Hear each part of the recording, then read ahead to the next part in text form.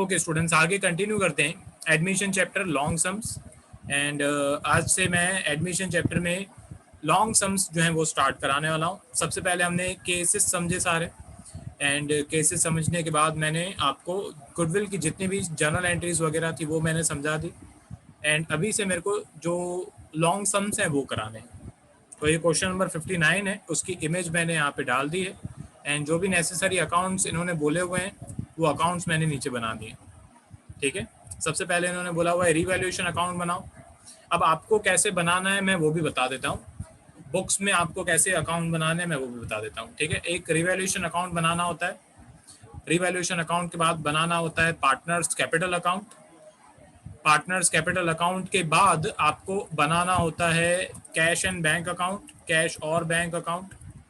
And उसके बाद आपको बनानी होती है बैलेंस शीट। जैसे मैंने अभी स्क्रॉल किया वैसे आपको अकाउंट बनाना है। ठीक है, हमेशा एडमिशन का सम 8 मार्क्स का आएगा, लॉन्ग सम आएगा, गारंटी आएगा। सबसे पहले आपको आधे पेज का रिवैल्यूएशन अकाउंट बनाना है। ठीक है, ये आपकी नोटबुक है। ठीक है, ये आपकी नोटबुक है, इसमें आमने सामने वाले पेज आपको लेने हैं हमेशा।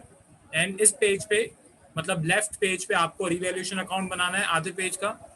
उसके बाद आपको आधे पेज का बनाना है पार्टनर्स कैपिटल अकाउंट। एक पेज पे 2 अकाउंट्स आएंगे, revaluation account and partners capital account. उसके बाद आपको दूसरे पेज पे जो राइट साइड वाला पेज है उस पे कैश अकाउंट बनाना है। कैश अकाउंट 6 लाइन या 7 लाइन से ज्यादा का नहीं होना चाहिए। कैश अकाउंट या बैंक अकाउंट ये 6 या 7 लाइन से ज्यादा का नहीं होना चाहिए, इसमें इतनी एंट्रीज नहीं होती है। एंड उसके बाद एक आपको बनानी है बैलेंस शीट। बाकी का जितना भी पेज बन गया उस पर आपको बनानी है बैलेंस शीट। ये आपको अकाउंट्स बनाने हैं। इसमें हमेशा मैं एक एक्स्ट्रा अकाउंट बनाता हूँ, गुडविल अकाउंट। ठीक है, ये अकाउंट में हमेशा आपको बोलूँगा रफ में बनाओ। ये अकाउंट में हमेशा मैं बोलूँगा 5 या 6 लाइन्स का ही बनाओ ये भी अकाउंट। ये कभी भी आपको क्वेश्चन में नहीं बोलेंगे बनाने के लिए, पर मैं हमेशा अपनी तरफ से बनाने के लिए बोलता हूँ स्टूडेंट्स को, ताकि कैलकुलेशन एंड इफेक्ट्स अच्छी तरह से समझ में आए। तो ये अकाउंट्स हैं, एंड ये मैंने आपको समझा दिया कि अकाउंट्स को कैसे बनाना है। सबसे पहले रिवैल्यूएशन अकाउंट, उसके नीचे पार्टनर्स कैपिटल। मैंने क्यों साइड बाय साइड बनाया है उसका भी मेरे लिए रीजन है, क्योंकि पार्टनर्स कैपिटल में क्या है, मेरे को 2-3 कॉलम्स चाहिए। एंड बैलेंस शीट में 2-3 कॉलम्स होते नहीं है। बैलेंस शीट में लायबिलिटी अमाउंट, एसेट अमाउंट होता है। तो वो मेरी प्रॉब्लम है एक्सेल में, इसीलिए मैं रिवैल्यूएशन अकाउंट के नीचे बैलेंस शीट बनाता हूँ। आपको ऐसे नहीं करना है। ठीक है, तो चलो ये हो गई अकाउंट्स की बात। अभी उसके बाद मेन सम पे आ जाते हैं। तो क्वेश्चन आपका दिखने में होगा कुछ इस टाइप का, क्वेश्चन नंबर 59 दिखने में सेम टू सेम ये लॉन्ग सम जो चैप्टर नंबर 4 में change in profit sharing ratios के जो चैप्टर होते हैं, जैसा उसमें ये एक तरीके से होता है सम, वैसा ही दिखने में same to same admission and retirement में भी ऐसा ही होता है। आपको ओल्ड बैलेंस शीट दी हुई होगी एंड एडमिशन्स दी हुई होगी, मतलब एडमिशन एडजस्टमेंट्स जो हैं वो दी हुई होगी। कहाँ से पता चलेगा कि एडमिशन का सम है, यहाँ से पता चलेगा। ठीक है, एडजस्टमेंट में सबसे पहली लाइन जो है वो लिखी हुई है, C is admitted as a partner on 1/4/21। C की एडमिशन हुई है एंड 1/4/21 को एडमिशन हुई है। ओके, तो यहाँ से आपको पता चलेगा कि ये एडमिशन चैप्टर का सम है। अब स्टार्ट करते हैं कैलकुलेशन। सबसे पहले तो पार्टनर्स कैपिटल में मैं नाम चेंज कर देता हूँ, ABC लिख देता हूँ। ठीक है, A, B and C account. यहाँ पे भी मैं लिख देता हूँ A, B and C account. ठीक है, अब स्टेप्स क्या हैं, कैसे हम किसी भी सम को सॉल्व करते हैं, एडमिशन के किसी भी सम को कैसे सॉल्व करते हैं, उसके स्टेप्स मैं आपको यहाँ पे साइड में लिख के बता देता हूँ। ठीक है, सबसे पहले क्या करना होता है, स्टेप 1, इसको बोल्ड कर देते हैं 2 मिनट।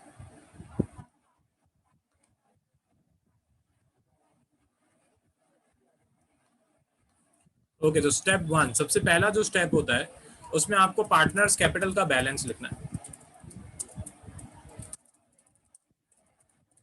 ठीक है, सबसे पहले आपको पार्टनर्स कैपिटल का बैलेंस लिखना है। ठीक है, उसके बाद स्टेप 2 में आपको हमेशा जो भी गुडविल की जितनी भी एडजस्टमेंट्स वगैरह हैं वो सब सॉल्व करनी है। मतलब गुडविल के जितनी भी मैंने स्टेप्स आपको सिखाए हैं, सबसे पहले ओल्ड गुडविल राइट ऑफ करते हैं, उसके बाद पार्टनर गुडविल के पैसे लेके आता है, फिर उसको डिस्ट्रीब्यूट करते हैं, वो जितने भी स्टेप्स हैं वो आपको सॉल्व करने हैं। ठीक है, उसके बाद होता है स्टेप 3। स्टेप 3 में हम रिजर्व्स को डिस्ट्रीब्यूट करते हैं।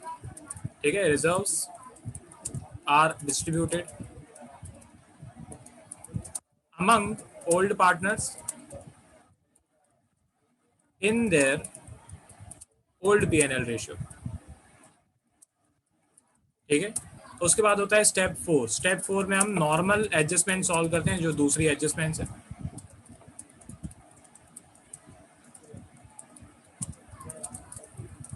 एंड उसके बाद स्टेप 5, इसमें बहुत सारे स्टेप्स हैं। ओके, उसके बाद होता है स्टेप 5। स्टेप 5 में हम अनटिक आइटम्स को सॉल्व करते हैं, जो भी आइटम्स बैलेंस शीट में रह जाते हैं उनके इफेक्ट्स करते हैं। इसको मैं बोलता हूँ देख के लिखने के मार्क्स। स्टेप 5 वाला स्टेप मेरा फेवरेट है, स्टूडेंट्स का भी फेवरेट होता है। ओके, देख के लिखने के मार्क्स। ठीक है, देख के लिखने के मार्क्स मिलते हैं। उसके बाद होता है स्टेप 6। स्टेप 6 में हम करते हैं, लास्ट में स्टेप 6 होता है, इसमें होती है बैलेंसिंग। ओके, तो टोटल कोई भी एडमिशन का लॉन्ग सम हो वो ये 6 स्टेप्स में सॉल्व होता है। सबसे पहले पार्टनर्स कैपिटल अकाउंट का बैलेंस, फिर गुडविल की जो भी एडजस्टमेंट्स है वो हम सॉल्व करते हैं, फिर रिजर्व्स को डिस्ट्रीब्यूट करते हैं, old partners old P&L ratio, फिर नॉर्मल एडजस्टमेंट्स जो क्वेश्चन में दी हुई होती हैं, हर सम में ऑब्वियसली अलग अलग होंगी, हम उन्हें सॉल्व करते हैं। उसके बाद अनटिक आइटम्स जो क्वेश्चन में रह गई, जिनके रिलेटेड कोई एडजस्टमेंट नहीं दी हुई थी, वो सिर्फ देख के लिखनी होती है। एंड उसके बाद होती है बैलेंसिंग। तो स्टार्ट करते हैं। सबसे पहले तो यहाँ पे 2 पार्टनर्स हैं। क्वेश्चन में लिखा हुआ है कि A and B given is the balance sheet of A and B who are carrying on partnership business on 31st March 2021। A and B share old profit and losses in the ratio of 2:1। ये इनका जो ratio question में दिया हुआ है A and B का, ये आपको क्वेश्चन में ओल्ड रेशियो दिया हुआ है। ठीक है, ये मैं इक्वेशन कॉपी कर लेता हूँ, मेरे को काम आएगी। ओके, अब मैं जो भी मेरा वर्किंग नोट्स का काम है वो मैं नीचे करूँगा। ठीक है, यहाँ पे मैं लिख देता हूँ वर्किंग नोट्स, इसके भी मार्क्स होते हैं तो अच्छी तरह से लिखना। तो यहाँ पे मैं लिख देता हूँ old ratio, old P&L ratio आपको क्वेश्चन में दिया हुआ है 3:2। यहाँ पे मैं लिख देता हूँ 3:2, मतलब 3/5 एंड 2/5। ये इनका ओल्ड P&L रेशियो क्वेश्चन में आपको दिया हुआ था, मैंने वर्किंग नोट्स में लिख दिया जाके। अच्छा, 3:2 नहीं है, 2:1, करेक्ट कर देता हूँ मैं, 2:1। ठीक है, 2:1 मतलब 2/3 एंड 1/3। तो यहाँ पे अपॉन में 3 आएगा।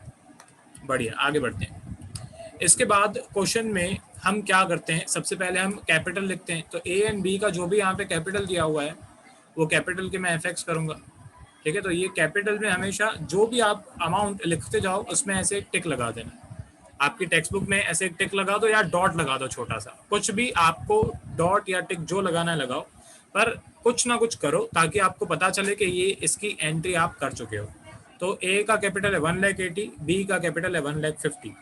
ठीक है, तो वो मैं revaluation account, sorry partners capital account में जाऊंगा।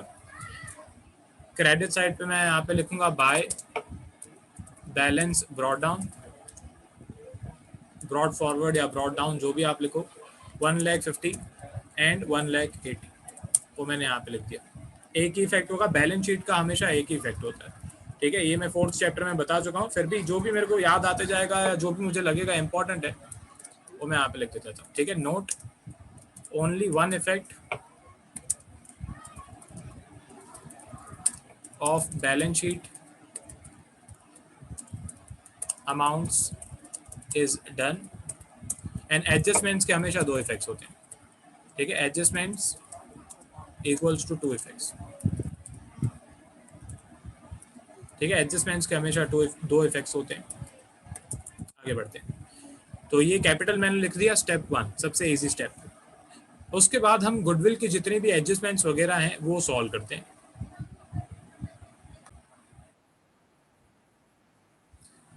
ओके, उसके बाद हम गुडविल की एडजस्टमेंट्स अभी स्टार्ट करते हैं सॉल्व करना।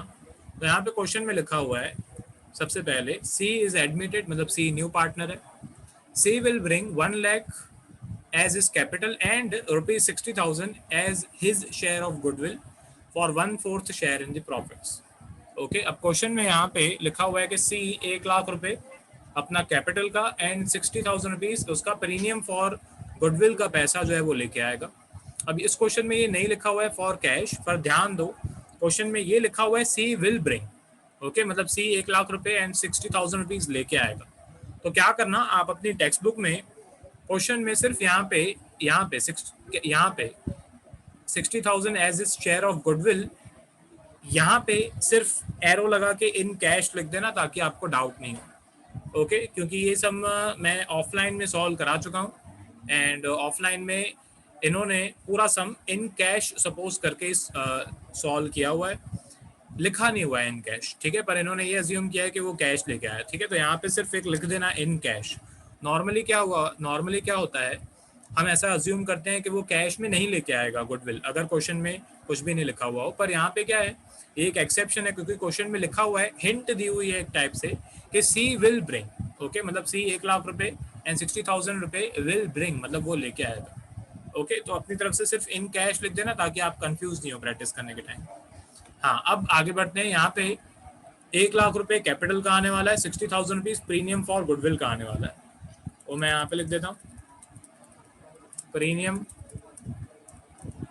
For goodwill equals to rupees 60,000। मैं ऐसा अज्यूम कर रहा हूँ कि ये पैसा कैश में आएगा, ठीक है, ऐसा मैं अज्यूम कर रहा हूँ। अब क्वेश्चन में कहीं पे भी न्यू रेशियो नहीं दिया हुआ है, ठीक है, क्वेश्चन में न्यू रेशियो नहीं दिया हुआ है। क्वेश्चन में ये बोला हुआ है कि सी हमारा न्यू पार्टनर है, ठीक है, C equals to new partner, and उसका शेयर आपको दिया हुआ है 1/4। तो ये जो है, ये है हमारा केस ए। मैंने आपको पहले भी बोला था, ये आपको जितने भी मैंने केसेस समझाए हैं, case A B C D E F तक है, उसमें से कोई भी केस आपको क्वेश्चन में दे देंगे लॉन्ग सम में, आपको वो सॉल्व करना पड़ेगा। तो ये केस ए है, यहाँ पे आपको ओल्ड रेशियो दिया हुआ है, न्यू रेशियो की कोई इन्फॉर्मेशन नहीं दी हुई है, एंड सिर्फ सी का न्यू रेशियो जो है वो दिया हुआ है, ठीक है। ये मैं दो तरीके से कराता हूँ, अभी मैं दो तरीके से करा रहा हूँ। केस ए की मैं ट्रिक भी बता चुका हूँ, वो ट्रिक से भी इसको सॉल्व कर सकते हैं, 2 सेकंड में आंसर आ जाएगा। पर फिर भी ये पहला समय तो मैं अच्छी तरह से आपको करा देता हूँ, थोड़ा डिटेल में जाते हैं।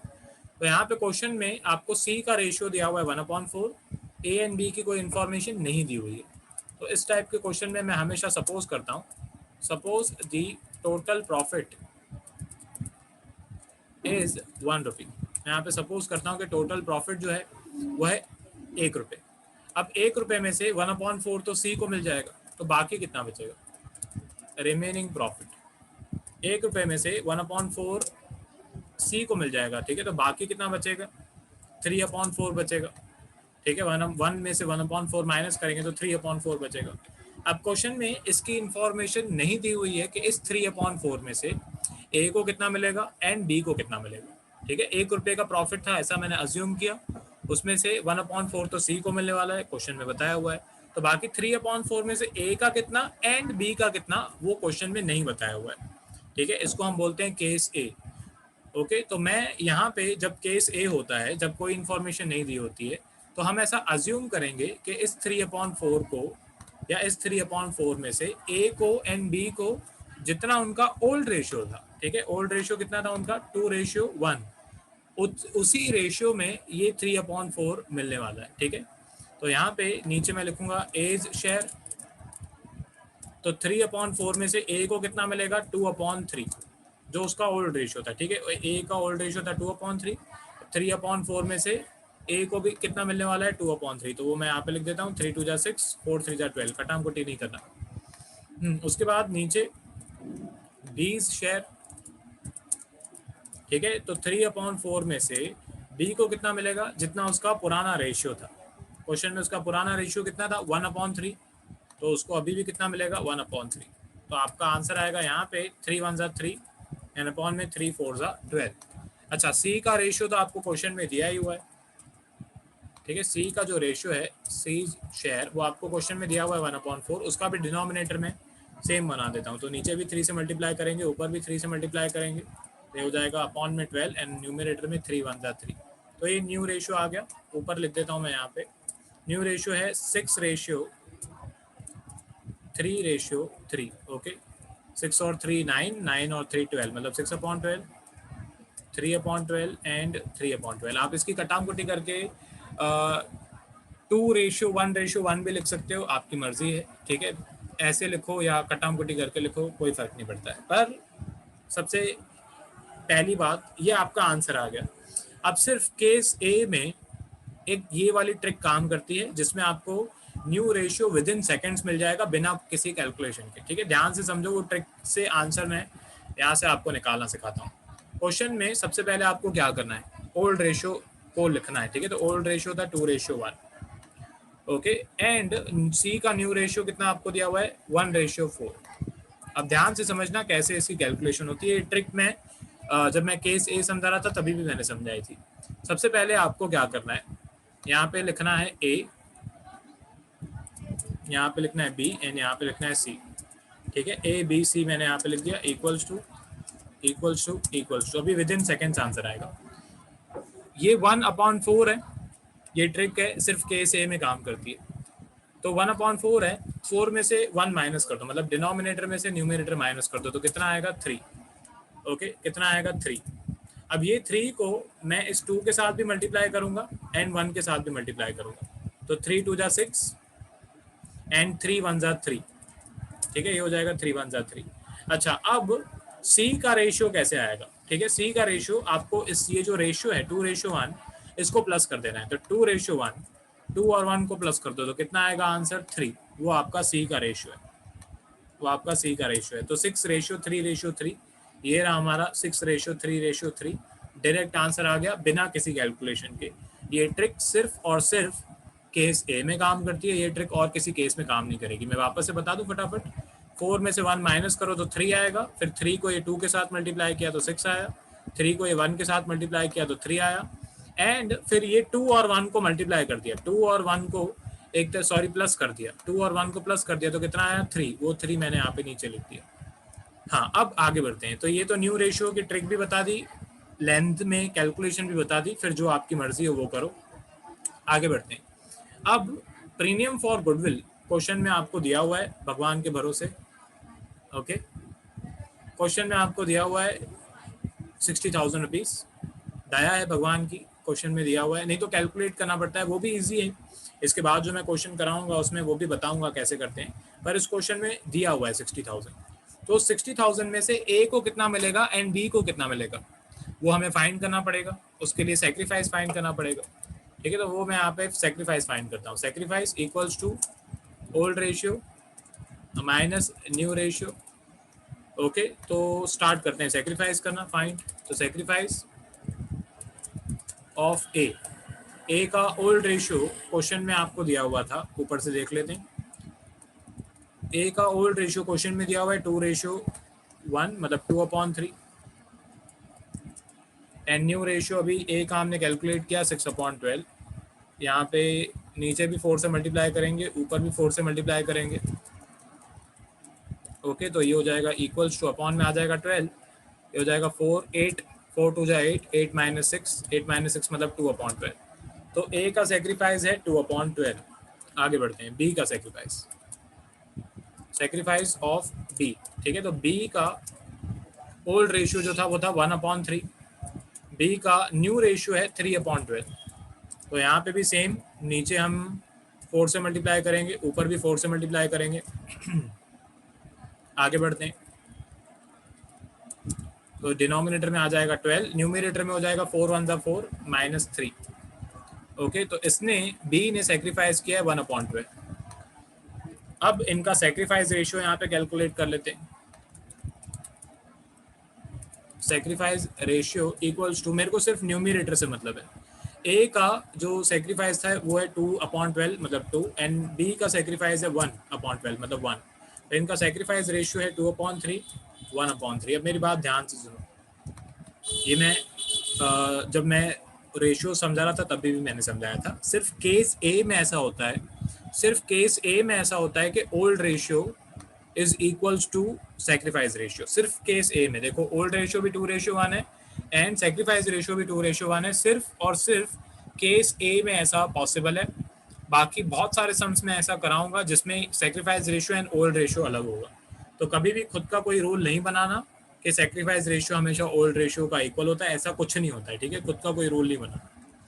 तो सेक्रीफाइस रेशियो आ गया। अब ये फाइंड कर लेते हैं कि ए को कितना मिलने वाला है। ठीक है, A is share equals to 60,000 rupees में से ए का रेशियो है 2/3, तो 60,000 मल्टीप्लाई बाई 2/3 ये होता है 40,000। तो 40,000 रुपीज़ जो है वो मिलेगा ए को, एंड बाकी ऑब्वियसली 20,000 वो बी को मिलेगा, बी शेयर। ठीक है, 60,000 रुपीज़ मल्टीप्लाई बाय 1/3, तो ये होता है ₹20,000, वो मिलेगा बी को।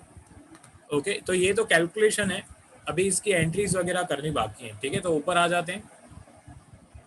अभी यहाँ पे सबसे पहले तो 60,000 रुपीज़ क्वेश्चन में लिखा हुआ है कि सी 1,00,000 रुपये कैपिटल का लेके आएगा एंड 60,000 गुडविल का लेके आएगा। ओके, तो अब मैं सबसे पहले कैश अकाउंट में जाऊंगा। यहाँ पे कैश अकाउंट में मैं डेबिट साइड पे जाऊंगा, मैं यहाँ पे लिखूंगा to balance brought down. Okay, and इसका जो बैलेंस है वो आपको बैलेंस शीट में दिया हुआ होगा, वो मैं यहाँ से देख के कॉपी करूँगा। ठीक है, कैश इन हैंड ये रहा, इसको मैंने टिक कर दिया। क्वेश्चन में नहीं बताया हुआ है कि कैश इन बैंक, तो मैं ऐसे अज्यूम कर रहा हूँ कि कैश में लेके आया। तो कैश का जो बैलेंस है वो है 10,000, वो मैंने यहाँ पे लिख दिया। अब premium for goodwill, premium for goodwill के 60,000 रुपीज़ हमारे पास आए हैं। अब नॉर्मली क्या होता है, नॉर्मली स्टेप 1 अगर आपको याद है गुडविल के स्टेप्स, नॉर्मली क्या होता है, ओल्ड गुडविल क्वेश्चन में दिया हुआ होता है, यहाँ पे नहीं दिया हुआ है। अगर दिया हुआ होता तो मैं उसको डिस्ट्रीब्यूट करता among old partners in their old P&L ratio, पर इस क्वेश्चन में नहीं दिया हुआ है। तो हम स्टेप 2 पे जाएंगे। स्टेप 2 क्या होता है, स्टेप 2 में new partner premium for goodwill का पैसा लेके आता है 60,000, कैश अकाउंट में होगा डेबिट, गुडविल अकाउंट में होगा क्रेडिट। ठीक है, गुडविल अकाउंट यहाँ पे मैं जाऊँगा, मैं यहाँ पे लिखूंगा बाय प्रीमियम फॉर गुडविल। ये अकाउंट आपको क्वेश्चन में नहीं बनाने के लिए बोला हुआ है, मैं भी कभी आपको फोर्स नहीं करूंगा बनाने के लिए, पर समझना है तो ये अकाउंट बनाओ, अच्छी तरह से समझ में आएगा। ठीक है, क्योंकि जब मैं 12th में था तब मैं खुद गुडविल का अकाउंट बनाता था ताकि मेरी हैबिट ना छूटे। ठीक है, क्योंकि हर एक एडजस्टमेंट के 2 इफेक्ट्स होने चाहिए, तो आप अगर अच्छी तरह से प्रैक्टिस करोगे तो आपका मिस नहीं होगा, क्योंकि मेरी आदत है मैं हर एक एडजस्टमेंट के 2 इफेक्ट्स अच्छी तरह से करता हूँ, क्योंकि अगर नहीं करोगे तो सम टैली नहीं होगा, बैलेंस शीट टैली नहीं होगा, रॉन्ग आएगा आंसर। तो ये गुडविल का अकाउंट कभी भी बनाने के लिए नहीं बोलते हैं, ये हमेशा रफ वर्क में बनाना अगर आप बनाते भी हो।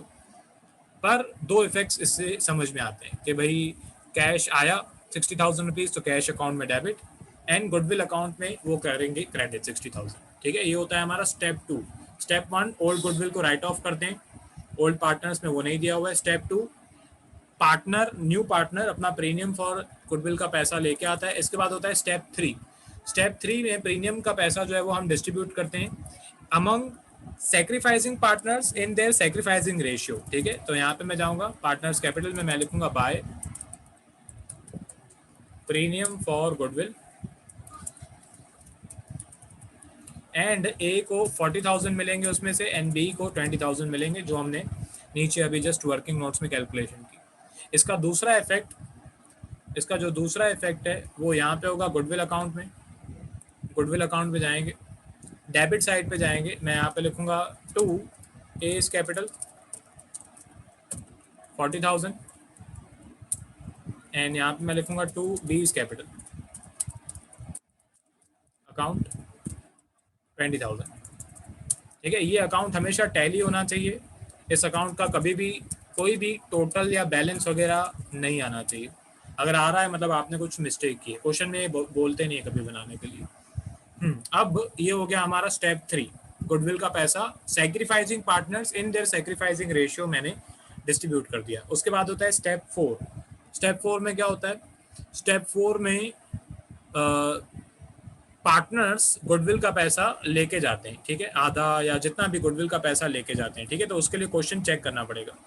ठीक है, स्टेप 4 यहाँ पे क्वेश्चन में कहीं पे भी ये नहीं लिखा हुआ है, पहली एडजस्टमेंट कैपिटल एंड गुडविल की है, दूसरी प्लांट की है, तीसरी स्टॉक की है, फिर प्रोविजन फॉर डाउटफुल डेटर्स की है, फिर क्रेडिटर्स की है। क्वेश्चन में कहीं पे भी ये नहीं लिखा हुआ है कि ओल्ड पार्टनर्स अपना प्रीमियम फॉर गुडविल का पैसा विड्रॉ करेंगे, तो स्टेप 4 इस क्वेश्चन में नहीं होगा। उसके बाद होता है स्टेप 5। स्टेप 5 में न्यू पार्टनर अपना कैपिटल का पैसा लेके आता है। ठीक है, तो यहाँ पे लिखा हुआ है C will bring 1 lakh rupees as his capital. Okay, तो मैं यहाँ पे जाऊँगा कैश अकाउंट में, ये इसका पहला इफेक्ट है। कैश अकाउंट में जाना है, डेबिट साइड पे जाना है, मैं यहाँ पे लिखूँगा 2C's कैपिटल अकाउंट एंड मैं यहाँ पे लिखूँगा 1 लाख एंड इसका दूसरा इफेक्ट होगा सी के कैपिटल अकाउंट में। ठीक है, कैश अकाउंट में हुआ डेबिट, तो सी के अकाउंट में क्या होगा, क्रेडिट। ठीक है, मैं यहाँ पे लिखूँगा by cash account 1 lakh rupees C के अकाउंट में आपको लिखना है क्रेडिट साइड पे। आगे बढ़ते हैं, उसके बाद स्टेप 7 होता है। स्टेप 6 तो तभी होता है जब एक तरीके से नेट इफेक्ट मेथड पर, वो यहाँ पे नहीं है। फिर स्टेप 7 क्या होता है, स्टेप 7 होता है जब न्यू पार्टनर के आने की वजह से ओल्ड पार्टनर का भी प्रॉफिट हो। ठीक है, इस सम में ऐसा नहीं है क्योंकि हमने कैलकुलेशन की, सेक्रीफाइस की एंड उसमें वो दोनों ओल्ड पार्टनर्स का सेक्रीफाइस हुआ, किसी का भी गेन नहीं हुआ, तो वो भी यहाँ पे नहीं होगा। इन शॉर्ट स्टेप 1 हमारा हो चुका है। ध्यान दो, अभी पार्टनर्स का कैपिटल का बैलेंस हम लिख चुके हैं। स्टेप 2 गुडविल की एडजस्टमेंट्स हम सॉल्व कर चुके हैं। अभी तक स्टेप 2 ही स्टेप्स हुए हैं सिर्फ। ये सम लेंदी होता है एंड आप अगर इसकी प्रैक्टिस नहीं करोगे लिख लिख के, तो एग्ज़ाम में ये सम 1 घंटे तक पूरा नहीं होगा एंड ऑब्वियसली 3 घंटे के पेपर में ये 8 मार्क्स का सम अगर आप 1 घंटे तक सॉल्व कर रहे हो तो बाकी 92 मार्क्स का पेपर कब लिखोगे। ठीक है, तो प्रैक्टिस से होगा ये। अभी ऑब्वियसली जब मैं पहला सम समझा रहा हूँ, मेरे को आपको बच्चों जैसे एक एक पॉइंट समझानी पड़ेगी। धीरे धीरे जब मेरे को लगेगा कि हाँ आप सब समझते जा रहे हो, तब मेरी मेहनत एंड आपकी मेहनत ऑब्वियसली कम हो जाएगी। ठीक है, तब फटाफट सम्स कंप्लीट होंगे, पर स्टार्टिंग में टाइम लगता है। आप सीखोगे, कॉन्सेप्ट समझोगे, स्टेप्स आपके दिमाग में फिट होंगे, टाइम लगेगा। तो अब स्टेप 3 पे आ जाते हैं, रिजर्व्स एंड जो भी अकुमुलेटेड लॉसेस वगैरह है उनको डिस्ट्रीब्यूट करते हैं। तो लायबिलिटी साइड पे कोई रिजर्व नहीं दिया हुआ है, एसेट साइड पे भी कोई रिजर्व नहीं दिया हुआ है, तो कोई भी रिजर्व इस सम में नहीं दिया हुआ है जो हम डिस्ट्रीब्यूट करें। उसके बाद स्टेप 4 क्या होता है, नॉर्मल एडजस्टमेंट्स स्टार्ट करते हैं सॉल्व करना। तो यहाँ पे क्वेश्चन में लिखा हुआ है plant is to be appreciated to 1,20,000 and value of building is to be appreciated by 10%। To and by शब्द जमीन आसमान का फर्क है। सबसे पहले यहाँ पे टिक कर देता हूँ। सबसे पहले यहाँ पे मैं प्लांट को एंड बिल्डिंग को टिक कर देता हूँ क्योंकि वो अभी हमारा कंप्लीट होने वाला है। ठीक है, तो प्लांट की जो वैल्यू है वो है 1 लाख रुपीज़। सबसे पहले बैलेंस शीट में जाएंगे, ये हमारी बैलेंस शीट है। यहाँ पे मैं लिखूंगा प्लांट एंड इनर कॉलम में मैं लिखूंगा 1 लाख। क्वेश्चन में लिखा हुआ है कि प्लांट की वैल्यू इज एप्रिसिएटेड, मतलब प्लांट की वैल्यू बढ़ गई अप टू 1,20,000। अप टू या टू शब्द का यूज किया हो तो वो आउटर कॉलम की वैल्यू आपको दे रहे हैं, मतलब प्लांट की वैल्यू अभी 1,20,000 हो गई है। सपोज करो क्वेश्चन में लिखा हुआ होता कि प्लांट की वैल्यू इज इंक्रीज्ड या अप्रिसिएटेड बाय 1,20,000, तो मैं इनर कॉलम में यहाँ पे 1,20,000 प्लस करता। ठीक है, ओके। अभी यहाँ पे अप टू शब्द का यूज किया हुआ है, मतलब प्लांट की पहले वैल्यू थी 1 लाख, अभी प्लांट की वैल्यू हो गई 1,20,000, मतलब 20,000 रुपीज़ की वैल्यू बढ़ गई है। ओके, यहाँ पे मैं लिखूंगा एड एप्रिसिएशन 20,000 एंड ये 20,000 रुपीज़ जो प्लांट की वैल्यू बढ़ गई है हमारा प्रॉफिट है। ओके, प्रॉफिट हमेशा हम रिवैल्यूएशन अकाउंट में क्रेडिट करते हैं। मैं यहाँ पे लिखूंगा बाय प्लांट 20,000। ओके, दूसरी थी बिल्डिंग की एडजस्टमेंट। हर एक एडजस्टमेंट के 2 इफेक्ट्स करना नहीं भूलना। बिल्डिंग 1,50,000 आपको क्वेश्चन में दी हुई, वो यहाँ पे लिख देते हैं बिल्डिंग 1,50,000। अब क्वेश्चन में लिखा हुआ है कि इसकी वैल्यू इंक्रीज हो गई है, एप्रिसिएट हो गई है बाय 10%। ओके, बाय 10% मतलब 1,50,000 का 10% होता है 15,000, मतलब 15,000 रुपीज़ बिल्डिंग की वैल्यू बढ़ गई है। मतलब 1,50,000 प्लस 115,000 ये होता है 1,65,000, मतलब बिल्डिंग की वैल्यू है 1,65,000, 15,000 रुपीज़ वैल्यू बढ़ी है।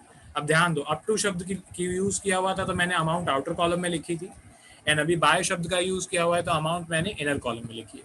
तो 15,000 रुपीज़ बिल्डिंग की वैल्यू बढ़ गई, ये हमारा प्रॉफिट है।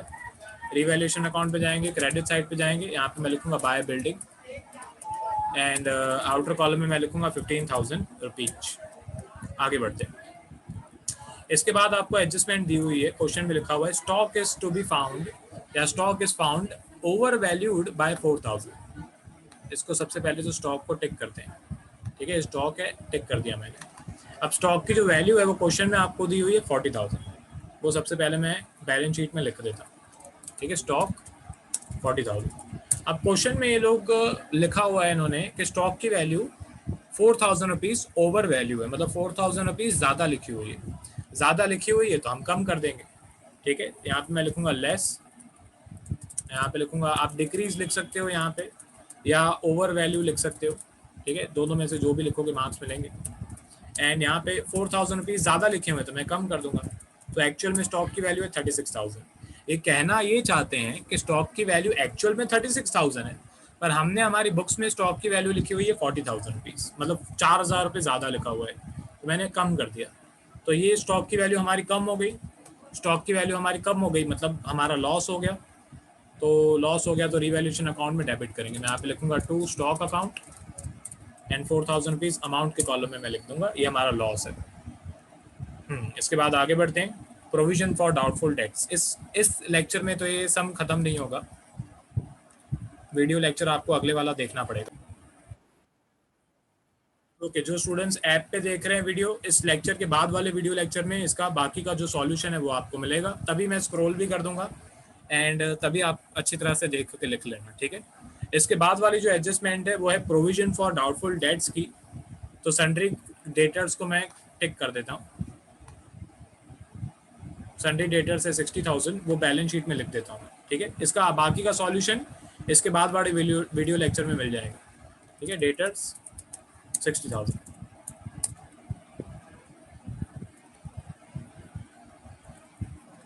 फिर एडजस्टमेंट में लिखा हुआ है प्रोविजन फॉर डाउटफुल डेट्स है 5%, ओके। ये बैड डेट रिजर्व आपको दिया हुआ है, तो डेटर्स में निकालेंगे हम 60,000 पे,